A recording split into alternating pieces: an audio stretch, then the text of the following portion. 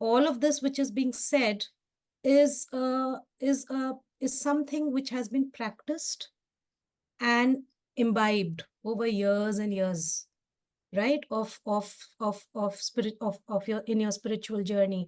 While it is the truth, the question is, do we actually know this is the truth? There is a difference between understanding and realizing the truth. So, and then the people who we are talking about, who create war or who create terrorism or who create all that which is so heinous in this world, uh, um, do they even forget understanding? Do they even ask these questions? So when you don't know something, when you don't know light, when you don't know what light is, then everything to you will seem like darkness, right? Even if you're surrounded by light, but if you are blind, how can you see that light? So is the lacking in the light, or is the lacking in your own understanding and ability? So that is the first thing. So this, while there is light everywhere, while there is no darkness, while there is no sense of division, while there is only oneness, no duality anywhere, but you have to ask yourself this question: do I actually know it? Or am I just saying it at the lip words level, tongue level? And forget the tongue level, there are several, and as I said in the beginning, millions and millions who don't even say it at the tongue level, because probably they've not even heard this ever. They have been socialized into a world which says that you belong to this country, you belong to this religion, you belong to this family, you belong to this gender. This is your we live in such a divided world. So we are all socialized into that. How many of us have been socialized into pure oneness since the beginning?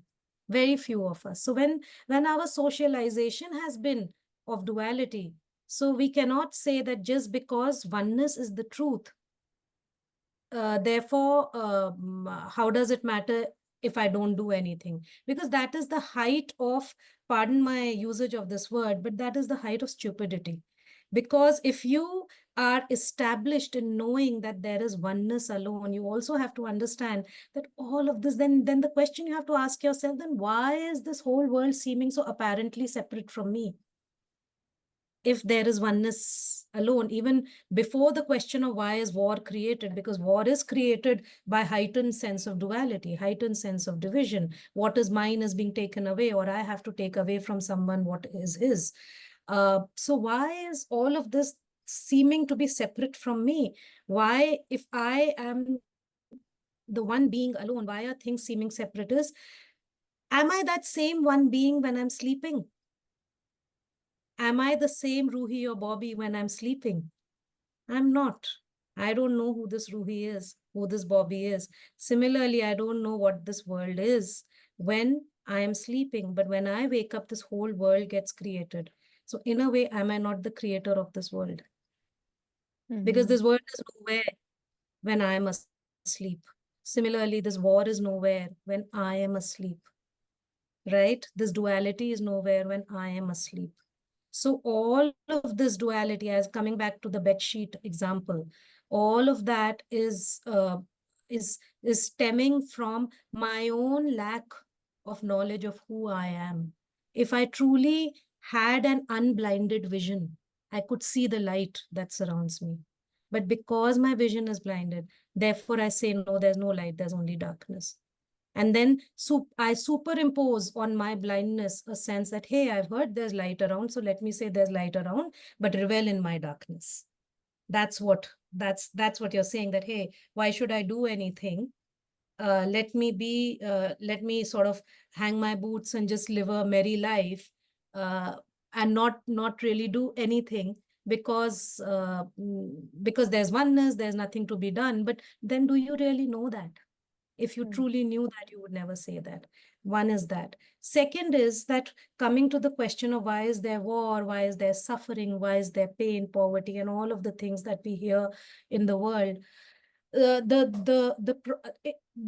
had once somebody had asked my master this question, and he gave a very interesting answer. So there was this lady who was quite a big shot in the world of UN and environment, spreading climate control and carbon footprint management and all of that. She was representing her country at some world conference and all, and she was visiting and talking to my master, and she asked him that, why is there suffering in the world when you're talking of oneness?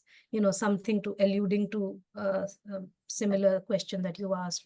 And he gave a very beautiful answer. He said, the basis of all suffering, the basis of all war, the basis of all hatred is the sense of duality. So it's very important. He didn't say it is duality. He said it's the sense of duality, because there is no duality, but there is a sense of duality. As I said, there is only light, but there is a sense of darkness in the blind person. And please, I mean, I may be sounding politically incorrect by using the word blind. I don't mean that. I'm just using that as an analogy. I have nothing against anybody. I'm talking of someone whose eyes are closed, basically, who is not being able to see the light that surrounds him or her. So he said that the sense, and he said that, but the problem is that in the world, everybody has big conferences, has big talks, big conclaves and seminars. But what they do is that they do not address the root cause of the problem. They go, and if there is a tree and there are insects on the leaves of the tree, they just take a spray and put it on the leaves, but they don't go down to the root where the actual problem is. So the root cause of all of this is the sense of duality.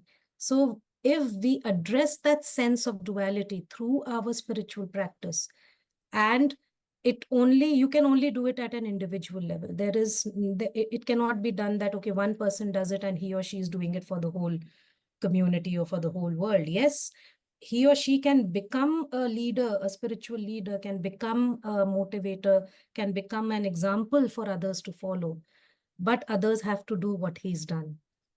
And so in that sense, uh, this problem in the world of love and hate, the two pairs of opposites that define human existence, will never go till we are able to wipe off the sense of duality. And the sense of duality can only come when we unfold the oneness which is within us. So convert that sense of duality to the sense of oneness. So to say, why is it there? It is there because we are totally ignorant.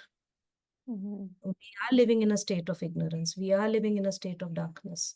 Because we are living in that, I mean, anybody, if they were to hear what I'm saying, and if they've read Aristotle and Plato, he talks of the philosopher king about, that there is this mass of people living in this dark cave, and there is this philosopher king who comes from outside and says that, hey, there's light outside, come outside with me.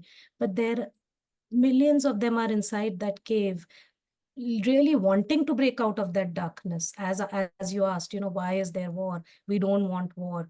Therefore, you want peace. And there is someone telling you that peace will only come your way if you walk out of this cave of darkness. Come with me, there's light everywhere. But then you have to take that step, as we talked of earlier. If you're not ready to take that step, be it the step of faith, be it the step of surrender, conviction, whatever, if you are not ready to take that step to move out of your darkness, nobody can show you that light.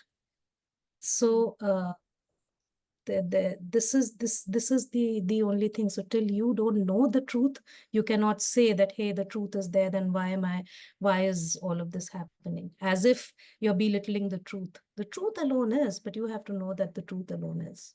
Wow, beautiful. I hadn't heard that about the philosopher king. That's such a beautiful example to remember. And also when you were speaking, I was thinking you were kind of like describing, in a sense, like when we think of the spiritual scripture, like kind of the ultimate spiritual scripture is the Bhagavad Gita, and that is kind of the ultimate dilemma of Arjun. Like, he is bound in that sense of duality that's causing so much suffering, which is why so many seekers, like thousands of years later, we read that scripture and it's like we can relate to Arjun, and Krishna is saying, "You're me," but like Mhm. he has to kind of still take his action that he's required in the world, like you said, like you have his nationality and his family and his duty and the war and all those things, like in that analogy.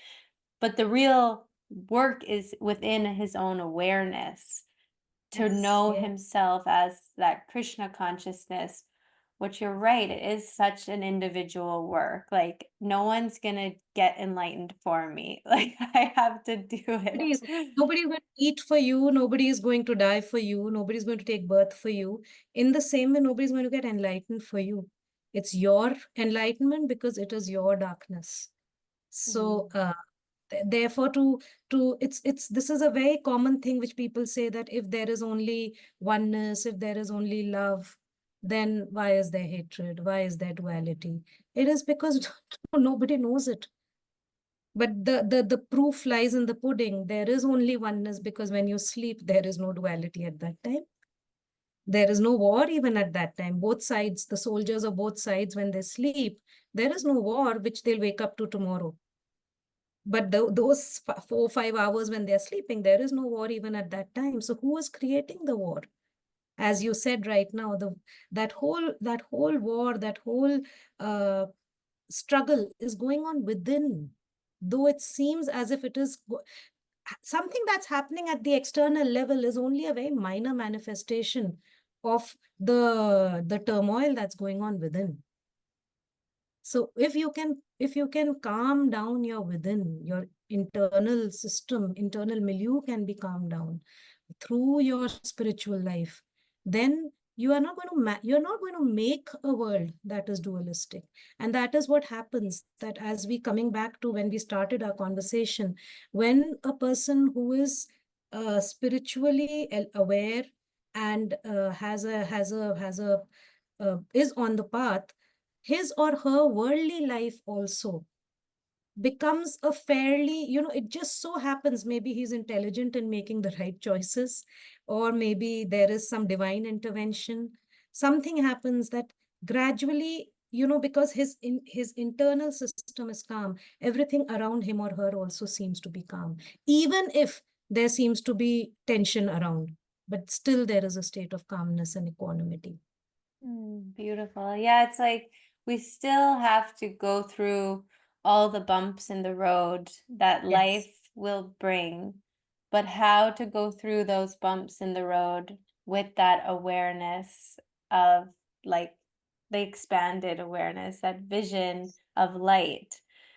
Like it's kind of seems to me like, as I'm not so far along on my spiritual journey, but I'm far enough along to know that it works, you Yes, know? of course. And I mean, it's like, if you are just another imagery is that, uh, when you are engrossed in a problem, when you're surrounded by it, it always will have its impact. It will have its clutches around you. But if you can step out of the problem, like if you can fly higher when you're flying in an aeroplane, all of that which seems like the topography of the earth, and this is where my house is, this is where my family is, this is why XYZ, this is where the war is happening. You start flying high in a plane, all of it just seems like specks from the sky.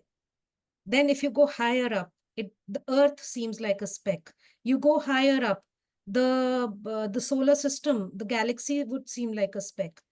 You just keep going, if just keep going higher, higher, higher. All of that which seemed like such a massive problem, you know, I just can't deal with it. It's really overpowering. It's taken over my entire life. But the efficacy of your spiritual practice is so apparent if you can step out of mentally from that situation and just fly higher. And the visual of it is, that when you fly higher, something which seemed so overpowering and so huge, all obviously just starts seeming smaller, Mm. which we do whenever we fly in a plane. Everything seems smaller on earth than when we are sitting on earth, on the land. So that's also another way of dealing with the daily life problems that keep coming your way, that you just step out, just take off for some time mentally. By Mm-hmm. I close my eyes, or if I can't close my eyes, I just sort of start talking to myself and just tell myself, just take off mentally. There is no reality in this. This is just as if a crease on the bed sheet. It's not really there. It's just that smooth bed sheet.